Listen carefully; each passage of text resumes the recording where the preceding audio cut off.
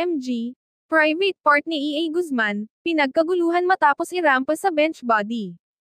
Tila kahapon nga lang March 22, 2025 ginanap ang bench body of work sa SM Mall of Asia Arena, kung saan maraming ang celebrities ang siyang nakilahok at talagang pinaliyab ang stage base sa kani-kanilang pagrampa.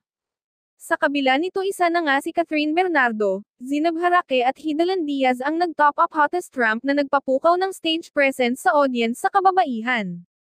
Habang sina EA Guzman, Jake Cuenca at Derek Monasterio naman ang nag-top up hottest ramp sa kalalakihan, dahil maging ang mga beki nga ay nagtilian at nanlisik ang mga mata nang magpakitang gilas ang mga ito on stage, at isa na nga si EA sa nagpakita ng kanyang private part sa sobrang init ng kanilang rampahan, pero agad din niyang itinaas ang suot ng underwear kaya sigawan uli ang audience na tila nabitin sa panunokso ng kapuso hunk.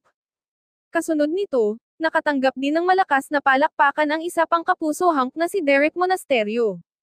Para sa amin, siya ang may pinakamagandang katawan na rumampa sa body of work with his yellow boxer briefs.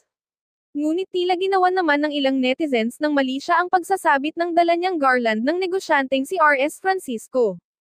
Ayon pa sa mga ito, parang napukaw daw ng LGBT advocate ang mga mata ni Derek, kinagulat at ikinasaya kasi ng netizens ng kusang ibigay at isabit ni Derek ang suot na bulaklak na props kay RS na nakaupo sa front row.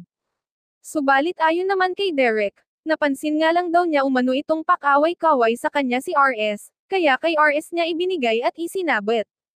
Samantala sa kabila naman nito ay nakarating nga din ang trending at viral video ni EA sa kanilang asawa na si Shira Diaz, at sa pagkakataon na ito ay hindi nga nito napigil ang matawa at mapahiya sa ginawa ng kanyang asawa on stage, dahil miski siya umano ay hindi pa nakikita ang makinis na private part nito na inilantad naman nito sa buong publiko.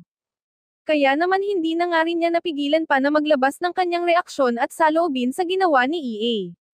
Ayon sa caption ni Shira, "Puwet malo ka EA Guzman lintek na yan. Sabi mo sakin sasayaw ka lang, nagulat ako nagsigawan sa labas, tanong ko pa sa FD, bakit nagtilian? Si EA ba yun? Ano ginawa? Nagpakita daw syempre ako ha. Pagbalik backstage, baba ano ginawa mo? Bakit sila nagtilian? Baba, ngumiti lang. Aba ayon pala ginawa, magaling."